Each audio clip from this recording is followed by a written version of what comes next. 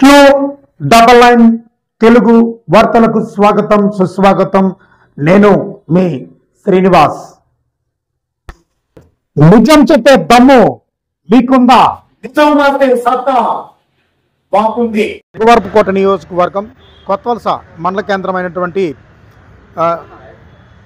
కేంద్రంలో ఇక్కడే పేదవారికి మరియు ప్రయాణికులకు, కూలి కార్మికులకు, అంతేకాకుండా భోజన భరోసా అందించే అన్న క్యాంటీన్ త్వరలో మనం ఏదైతే నించున్నామో అక్కడే మరికొద్ది క్షణాల్లో ఇక్కడికి శృంగవరపుకోట నియోజకవర్గం ఎమ్మెల్యే కోళ్ళ లలిత్ కుమార్ గారు వచ్చి శాశ్వత బిల్డింగ్కి అయితే శంకుస్థాపన చేయనున్నారు.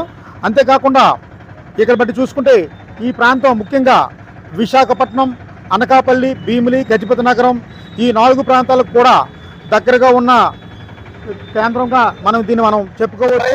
ప్రయాణికులు, కూలీలు, స్థానికులు ముఖ్యంగా అందరికీ ఇది ఒక పెద్ద ఉపశమనంగా మనం చెప్పుకోవచ్చు.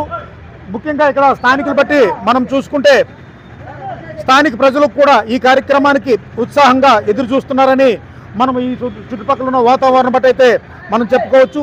ప్రతి ఒక్కరికి అన్నం అందించాలనే ఉద్దేశంతో శృంగవరపుకోట నియోజకవర్గం ఎమ్మెల్యే శ్రీమతి కోళ్ళ లలిత్ కుమార్ గారు ఈ ప్రాజెక్టును ముందుకు తీసుకువస్తున్నారు.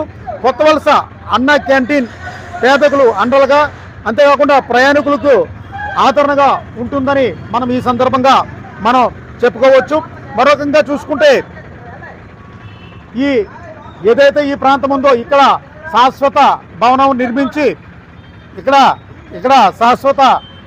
నిర్మించి ఇక్కడ ముఖ్యంగా ఇటు విజయనగరం కానీ, ఇటు అలాగే వైజాగ్ కానీ, అలాగే ఎస్కోట్ కాస్ట్ కానీ సుమారు ఇక్కడ ఆటో సోదరులు అయితే ఎక్కువగా ఉన్నారు. అలాగే కార్మికులు, కూలీలు ఎక్కువగా ఈ మార్గం గుండా వెళ్ళి ఇది ఒక మధ్యగా ఉన్నటువంటి మండలం అవడం వల్ల ఈ అన్న క్యాంటీన్ ఇక్కడ నిర్మిస్తున్నందుకు ఒక రకంగా కోళ్ళ లలిత్ కుమార్ గారికి ప్రత్యేక ధన్యవాదాలు అయితే మనం తెలుపుకోవచ్చు.